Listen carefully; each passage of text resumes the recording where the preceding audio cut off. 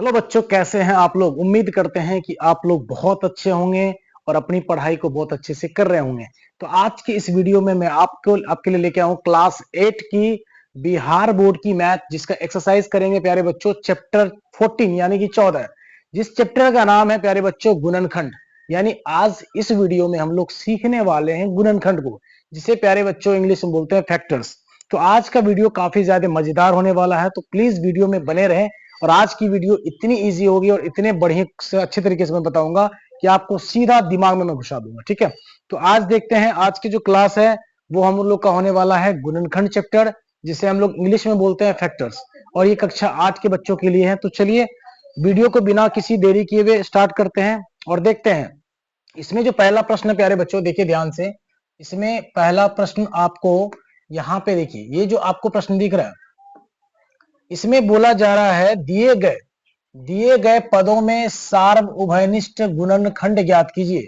ये सारे पद आपको दिख रहे होंगे, बिल्कुल दिख रहे हैं। इस पद में आपको उभयनिष्ठ निकालने हैं। तो सबसे पहले हम इसमें जो पद दिए हैं एक एक करके सभी क्वेश्चनों के पद को गुणनखंड करेंगे, फिर उसमें देखेंगे कि हम लोग कॉमन क्या है। काफी इजी चैप्टर है और काफी महत्वपूर्ण चैप्टर है। तो चलिए देखते हैं प्रश्न एक का जो पहला क्वेश्चन है प्यारे बच्चों, ये रहा आपके सामने। और इसमें कह रहा है, यहाँ पे ध्यान दीजिए, यहां बोला जा रहा है दिए गए पदों में क्या करना है, सार्व मतलब सभी, उभयनिष्ठ सभी में जो कॉमन आ जाए उसको हमें लेना है। तो सबसे पहले जो नंबर हमारे पास है यहां लिखेंगे हम हल। और यहाँ पे पहला नंबर है प्यारे बच्चों 9y, और 9y को इस प्रकार लिखेंगे। उसके बाद दूसरा हमारे पास है 27 और इसको, तो 9 को यहां पर जो 9 दिख रहा है आपको, इस 9 को क्या करना है, 9 को हम लोग गुणनखंड करें। सबसे पहले क्या करना, आपका जो नंबर 9 है उसको हम लोग करेंगे फैक्टर। तो 9 में अगर भागा दे, सबसे पहले 2 से चेक करेंगे, 2 से तो भागा लगेगा नहीं, तो 3 से चेक करेंगे, 3 से 3 तिया 9, यानी कि 9 को अगर हम तोड़ते हैं तो वो आता है 3 गुना 3 प्यारे बच्चों। ठीक है, इसको यहां से खत्म करते हैं। अब गुना में y भी है तो हमें इसको y गुना में लेना है। अब यहाँ पर देखिए नंबर आपके पास 27 है, तो 27 को हमें तोड़ना है, 2 से तो लगेगा नहीं, किससे चेक करेंगे, 3 से देखते हैं। तो 3 नमा 27 और फिर यहाँ से 3 तिया 9, तो 27 को हम लोग कैसे लिखेंगे, 3 गुना 3 गुना 3, इस प्रकार से लिखेंगे 3 गुने 3 गुने 3। अब हमें क्या लेना है, अब हमें बोला जाए सार्व उभयनिष्ठ। तो यहां लिखेंगे प्यारे बच्चों सार्व उभयनिष्ठ, क्या लिखेंगे, सार्व उभयनिष्ठ। चलिए लिखते हैं सार्व उभयनिष्ठ। और यहां पर हम देखेंगे कि कौन कौन ऐसी संख्याएं जो दोनों में है, मतलब 9y में भी आना चाहिए और 27 में भी होना चाहिए। तो देखिए प्यारे बच्चों 3 इसमें भी है, 3 इसमें भी है, मतलब 3 हमारा यहां से कॉमन आ जाएगा। ठीक है, जो चीज दोनों में हो उसमें से हम एक लेते हैं, यानी हमारे पास एक 3 आएगा। दूसरा यहाँ देखिए ये भी हमारा मिल रहा है, तो एक यहाँ गुना दिया हुआ, गुना लगा दीजिए, इसमें से 3 मिल रहे, एक 3 लगा देना। यहाँ से y है लेकिन इसमें y नहीं है, तो इस प्रकार से हमारा बस इतना ही रहेगा। 3 को 3 से गुना करेंगे 9, और यही आपका आंसर। बताइए कितना आसान है, बहुत मजेदार क्लास होने वाला है, आपको बहुत अच्छा लगेगा। देखिए इसका आंसर 9 निकल गया, कितना आसान है। अब बढ़ते हैं अगले प्रश्न की ओर। तो अगला प्रश्न यानी एक का ही दूसरा क्वेश्चन है, दूसरा क्वेश्चन है प्यारे बच्चों, देखिए दूसरा प्रश्न रहा आपका यहाँ पे, पहला पद दिया हुआ है 5x, पहला पद है आपके पास 5x, यहां से आप हल लिखो, 5x लिखेंगे। दूसरा पद आपके सामने है 25x, 5x को हम लोग लिख सकते हैं 5 गुने में x, और 25 को जब आप तोड़ेंगे तो 25 को तोड़ने के बाद 5 गुने 5 आते हैं, यानी 25 के अभाज्य गुणनखंड करने पर 5 गुने 5 आते, तो यहां पर लिखेंगे 5 गुना 5। अब इसे यहां से हम खत्म करेंगे। हमें क्या करना था, आपको अच्छे से पता है, हमें सार्व उभयनिष्ठ निकालना है। तो यहां पे लिखेंगे प्यारे बच्चों सार्व उभयनिष्ठ, क्या लिखेंगे, सार्व उभयनिष्ठ, सार्व उभयनिष्ठ। और यहां पर आ गया बराबर, सार्व उभयनिष्ठ मतलब दोनों में देखिए ये वाला मिल रहा है, तो यहां से हम क्या करेंगे, आपको यहां देखिए 5 दोनों में है, तो एक 5 लेना है बाबू, x है इसमें लेकिन इसमें नहीं है, तो इस प्रकार से हमारा 5 तक ही रह जाएगा। मतलब ऐसे नंबर हमें लेना है जो जितने भी पद होंगे सभी पद में हमको मिल जाना चाहिए, तो ये हमारा आंसर हो जाएगा। ठीक, अब देखते हैं एक का सी नंबर में। तो सी नंबर का प्रश्न है प्यारे बच्चों, देखिए ध्यान से, सी नंबर का क्वेश्चन यहाँ पे देखिए दिया हुआ है, 7ab आपको पहला पद है, 7ab। ठीक, डैश देना है, उसके बाद माइनस का 14ab।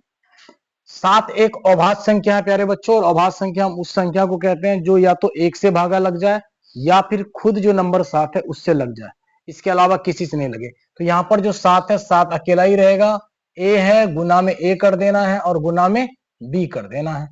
14 की बात करें और माइनस लगा हुआ तो माइनस के 2 गुने 7, माइनस 2 गुना 7 करेंगे तो माइनस 2 गुना 7 आपको 14 आ जाएंगे। साथ ही साथ गुना में a भी है एंड गुना में b भी है। अब हमें क्या करना है, हमें यहाँ पे निकालना सार्व उभयनिष्ठ, सार्व उभयनिष्ठ। ठीक, सार्व उभयनिष्ठ मतलब जो दोनों में मिल जाए। देखिए 7 यहाँ भी है 7 यहाँ भी है, मतलब ये दोनों आपस में यहाँ पे दोनों मिल रहे हैं। एक 7 तो आ जाएंगे, 2 इसमें है बट इसमें कहीं नहीं है तो 2 नहीं लेना है। a यहाँ भी है a यहाँ भी है तो दोनों में a मिल जाते हैं, b भी आपके दोनों में मिल रहे हैं तो यहाँ से एक a आ जाएगा एक b आ जाएगा, मतलब 7ab आपका परफेक्ट उत्तर हो जाएगा। देखिए कितना आराम से कंप्लीट हो गया, बन गया। बढ़ते हैं अगले प्रश्न यानी कि एक का डी नंबर। डी नंबर का प्रश्न देखिए, तो डी नंबर में दिया हुआ माइनस का 16x square and Y square. यहाँ पे लिखेंगे सबसे पहले हल लिखेंगे और हल के बाद लिखेंगे पहला पद है माइनस का 16x square and Y square, इसको लिख लीजिए। उसके बाद है नीचे में माइनस का x square y square and z square. ठीक है, देखिए यहाँ पे आपको minus k x square y square and z square, इसको 16 को जब हम लिखेंगे तो माइनस यहाँ पे देखिए कैसे लिखते हैं। 16 का पहले आपको अभाज्य गुणनखंड कर लेना है, 2 से भागा दीजिएगा, 2 अट्ठे 16, फिर 2 से लगेगा तो 2 चौके 8। ठीक है, फिर हम देंगे 2 से, 2 दूना 4, यानी कि टोटल 4 2 आ जाएंगे, इसे लिखे हम। और यहाँ पे देखिए माइनस लगा हुआ है तो आपको माइनस लगाना है, 2 गुने 2 गुने 2 एंड गुने 2, 4 2 हो गए। अब देखिए इसके साथ x पे पावर 2 है तो मतलब 2 बार x भी गुना होगा एंड y भी आपके पास 2 है तो 2 बार y की गुना होगी। ठीक है, चलिए अब हमें क्या करना, इसमें देखिए माइनस लगा हुआ, माइनस लगा दीजिए। x 2 बार है तो x को कितने बार लिखना, 2 बार, माइनस के 1x गुना में 1x हो गया x स्क्वायर। y के पावर 2 है गुने y एंड गुने y, इसी प्रकार से z के पावर 2 है तो z एंड गुना z। अब हमें क्या लेना है, तो हमें लेना भैया सार्व उभयनिष्ठ या सार्व गुणनखंड, बोलो सार्व उभयनिष्ठ या फिर गुणनखंड, सार्व गुणनखंड बोलो या फिर सार्व उभयनिष्ठ बोलो। ये आपके देखिए क्या क्या आएंगे, इसमें 2 है लेकिन यहाँ किसी में भी 2 नहीं है। ठीक है, तो 2 कहीं नहीं मिल रहे, 2 नहीं लेना। x यहाँ भी है x यहाँ भी है तो एक x तो बनता है। ठीक है, उसके बाद देखिए माइनस दोनों में लगे, इसमें भी है इसमें भी, तो एक माइनस तो आएगा। उसके बाद यहाँ से भी x मिल रहा है यहाँ से भी x मिल रहा है, एक और x ले लेंगे। y इसमें भी 2 है इसमें भी 2 है तो आपके 2 y भी आ जाएंगे। बाकी z इसमें है लेकिन ऊपर वाले में नहीं है तो z हमें नहीं लेना है। इस प्रकार से देखिए x और x को गुना करेंगे, माइनस का x स्क्वायर आएगा बाबू, और y गुना y करेंगे तो y पे पावर 2, यही आपका सार्व उभयनिष्ठ है। बताइए कहीं से भारी है, बिल्कुल भारी नहीं लगने देंगे, इतना आसान है। चलिए अगले प्रश्न को देखते हैं, प्रश्न संख्या ई में देखिए आपको क्वेश्चन दिया हुआ है 17x 102। तो यहां पर हम क्या करेंगे, सबसे पहले लिखेंगे बाबू हल। ठीक है, और हल के बाद हम क्या करेंगे, देखिए पहले पद को लेंगे, पहला पद हमारा 17 का x है और दूसरा हमारे पास 102 का y है। ठीक, अब देखिए 17 एक अभाज्य संख्या है तो 17 गुना x रह जाएगा।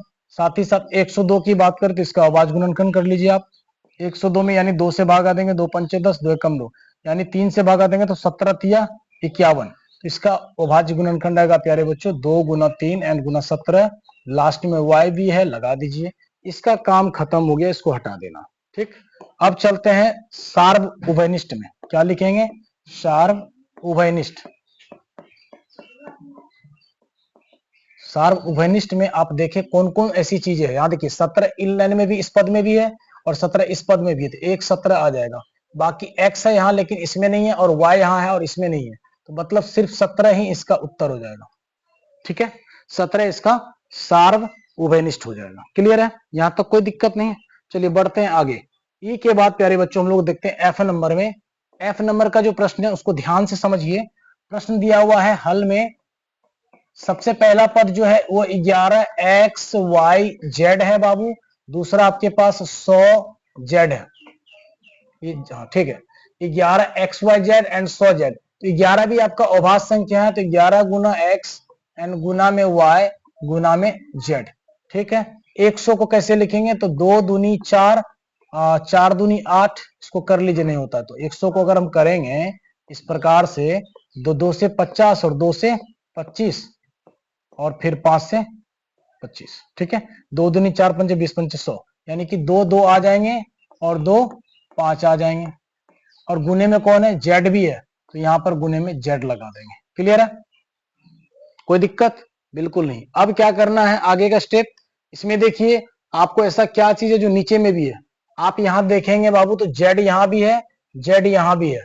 और कुछ है नहीं है, तो हमें सार्व गुणनखंड क्या मिला, सार्व उभयनिष्ठ बोलो या फिर गुणनखंड बोलो, सार्व उभयनिष्ठ क्या मिला बाबू, हमारे पास सिर्फ मिला जेड, सिर्फ मिला जेड, यही आपका आंसर हो जाएगा, ठीक है।